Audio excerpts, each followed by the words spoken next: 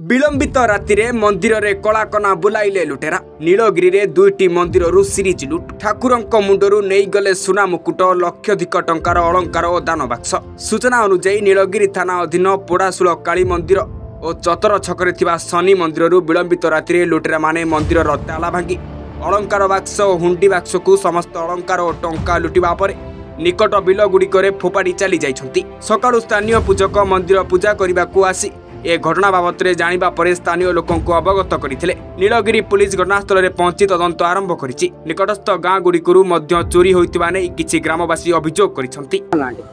मो श्री हरकृष्ण महाकुड़ पोड़ाशूल बजार कमिटी संपादक अच्छी आमर गत राति प्राय 4टा समय मु 4टा साढ़े 4टा समय मु खबर पाई आसी देखिली आमर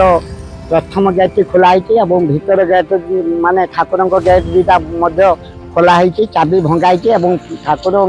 गेट दीटा खोल जा चाबी भंगाई पुणी कबाट दिखाई आमर दान बाक्स 3टी चोरी होती ठाकुर कौन संपत्ति जाइए आम एपर्यंत अनुमान करूँ जदि ठाकुर संपत्ति और दान बाक्स सह जाए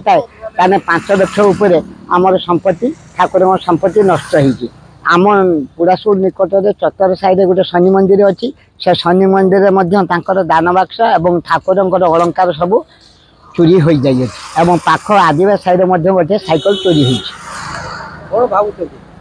आम भावुँ बाहरिया चोर होते एठिकार लोक जी जनाशुना देखा चाह करुचु से जानी प्राय सहित जोगाजोग कर डकैतर काम कर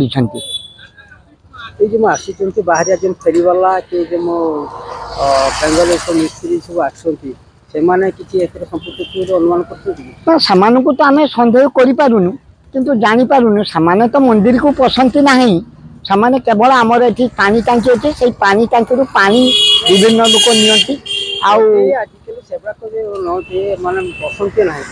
हाँ सामान्य मंदिर भय था भय कर लोक ही नहीं हाँ भय कर लोक नहीं तेणु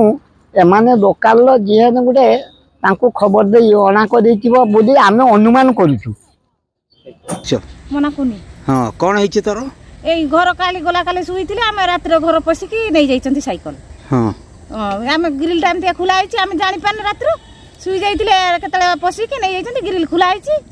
साइकिल टाक भी नहीं जाइछंती केते राती होबो जना पड़छ बोधे सेही आम 12टा गुटे पूरा नहीं थिबे सेही बेले